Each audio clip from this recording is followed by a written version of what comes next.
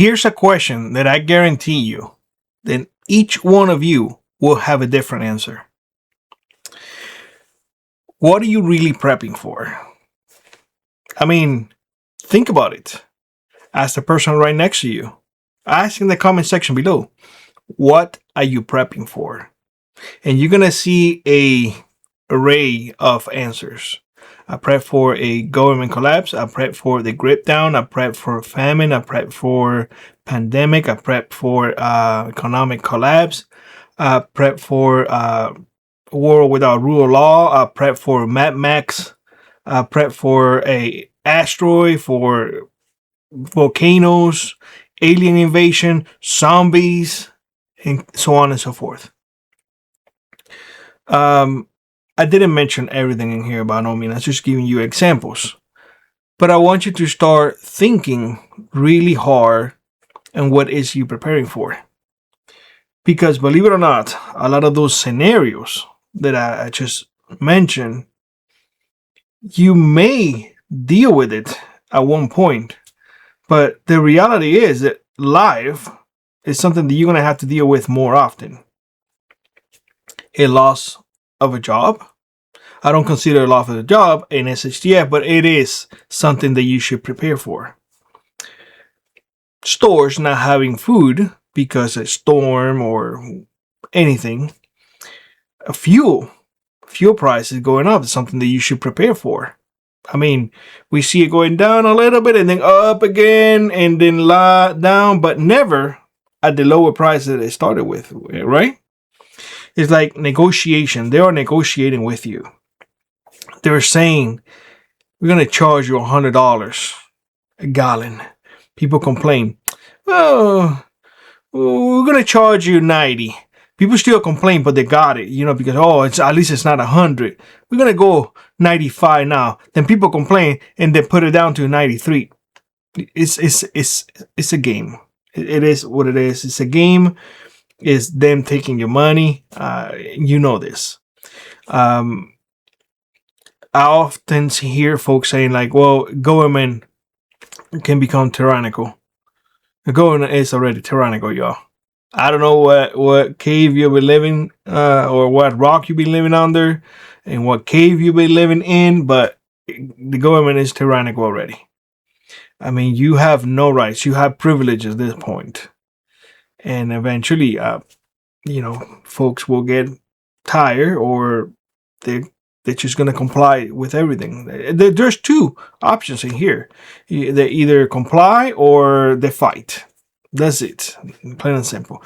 Most of the time, they comply when they have extra money, that they can still go on vacation. They can have that idea of freedom. But when you take all that disposable income, you don't have anything left, you can go on vacation and whatnot, you start seeing the cracks. And the cracks are not cracks anymore. They're canyons. That's how bad they are. And of course, our political environment. If you have trust in our political environment, I will say bless your heart. That's the way I'm gonna say it. It's just I don't have any faith. I've been saying that this is gonna be our last president. The way that we are in the U.S. I don't know where we're gonna be. I mean, but I'm pretty darn sure that this is gonna be it. Hope to be wrong. Who knows? Nonetheless, let's go back to the question at hand. What is it you're really preparing for? And I'm posing this question because at the end of the day, the way that you prepare is going to dictate how much it's going to cost you. Unfortunately, it does have a dollar value attached to it. It just does. So if you prepare for economic collapse, it's going to cost you. If you prepare for natural disasters, it's going to cost you. If you prepare for a tyrannical government taking over, it's going to cost you. Everything is going to cost you. It has a dollar value attached to it. And because it has a dollar value attached to it, you will not be able to prepare for everything. Just plain and simple. Unless you have millions of dollars. Because it literally will cost you millions of dollars. If you do, awesome. Do not put it in the comment section below. Keep it to yourself. But if you are like the rest of us, you have to pick your battles and see what is feasible for you and see what you can do, and be mindful that whatever you put into preparedness should be part of your life. And this is where the advice comes from. Comes in. Sorry. If you're gonna invest in something, make sure that you use it in your regular life, not just for prepping related. Let me try to give you a few examples. Let's touch on the 1022, the Ruger 1022. That's one of my favorite ones. Examples to give you is that you can put enough ammunition to last you a lifetime. But that right there can also be for your hunting purposes, for your pest control purposes, for your home self-defense purpose. So you need to find things that it will align not only with your preparedness, but also with your life, your regular life, because you have a life. Preparedness is not just everything. It isn't. So let me give you another example. Solar panels. I'm just going to throw it up there. Solar panels. If you can put solar panels and offset your electric costs, that's a way of preparedness, right? Preparedness for electric rate going down, high prices going up, losing your job. You already have it there. You good. Hurricanes, like natural disasters and whatnot. When others don't have electricity, you have your solar panels. That is preparedness, but at the same time, it's helping you in your regular life, right? Like this thing is running the prepper shit. I mean, charging batteries, everything. It is connected to the grid and it's connected to the solar as well.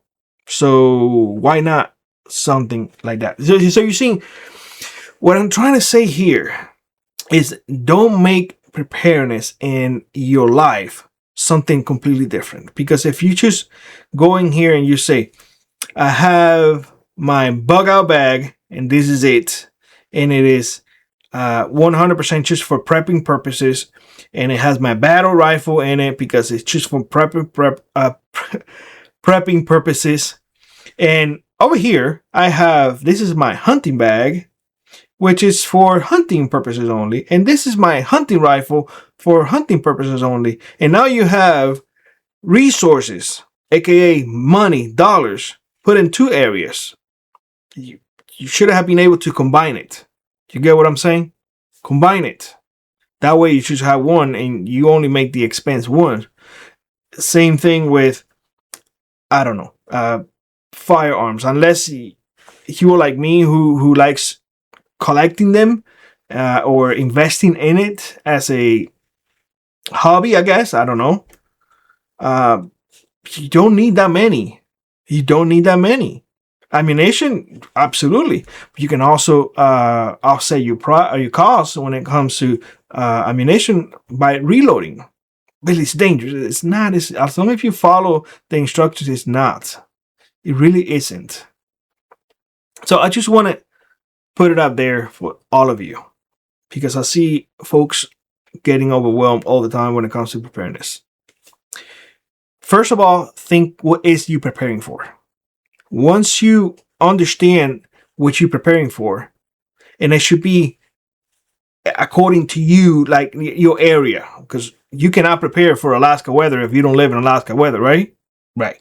I mean, if you live in Arizona, if you prepare for negative 40, 60s, that's a failure, massive failure.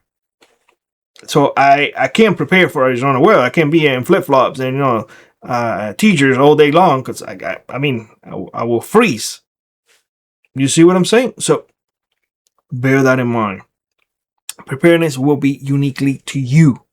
You need to find out what is affecting you, whether you have hurricanes, whether you have tornadoes, whether you have blizzards, whether you have cold temperatures, power outages, all of that stuff. It have to be based on you. And I said that in other videos. Preparedness is based on you, your unique circumstances. So don't try to prepare for everything, because you won't be able to. So prepare for what really will affect you. And I will say this right now. Most of the time, the simple things around you, like weather and car trouble and losing your job and all of those things, will affect you more than all the other stuff, like economic collapse, like famine, like government taking over. It can happen. You should be prepared for it, but to an extent. Don't let that consume you. I know it's a fancy thing, like, oh my God, because I need to get my 50 AR-15s all decked up, and I had to have all this stuff on me. And I'm not making fun of anybody. I'm just telling you. So you understand that you put your money into it, and if it doesn't happen, then you get upset. Might as well go with realistic things that will actually happen. Does that make sense? All right. That being said, let me know what you guys think. I can't even talk today. Let me know what you guys think in the comment section below. I hope to see you in the next one, and God bless you all.